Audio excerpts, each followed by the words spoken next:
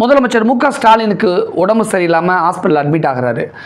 அடிக்கடி முதலமைச்சர் ஸ்டாலினுக்கு உடல்நிலை பாதிக்கப்படும். 4 மாதத்துக்கு ஒரு தடவை, 6 மாதத்துக்கு ஒரு தடவை ஒரு நாள் 2 நாளில் வீட்டுக்கு திரும்பிடுவார். இதுதான் வழக்கமான ஒரு விஷயம். ஆனால் இந்த முறை முதலமைச்சர் ஸ்டாலின் உடல்நிலை சரியில்லாமல் அப்போலோ ஹாஸ்பிட்டல் அட்மிட் ஆகும் பொழுது பிரதமர் மோடியிலேருந்து, சூப்பர் ஸ்டார் ரஜினிகாந்த்லேருந்து, கமலஹாசன்லேருந்து நிறைய செலிபிரிட்டிகள் ஃபோன் பண்ணி நலம் விசாரிக்க ஆரம்பிச்சிட்டாங்க.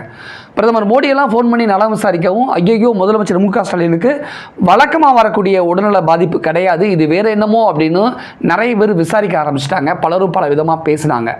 ஆனால் இது எல்லாத்தையும் மறக்கடிக்கிற விதமாக அடுத்த 2 நாளில், அடுத்த 3 நாளில் முதலமைச்சர் ஸ்டாலின் வித்தியாசமான ஒரு முறையில், வித்தியாசமான ஒரு ஆடையோடு பொதுமக்கள்லாம் பார்க்குறாங்க. அது என்னன்னு கேட்குறீங்களா?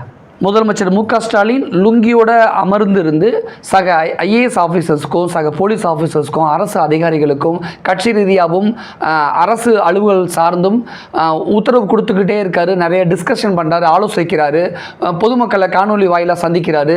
இது தொடர்பான வீடியோக்கள், புகைப்படங்கள்லாம் சமூக வலைதளங்களில் வைரலாகி பலரும் பலவிதமாக பேசினாங்க.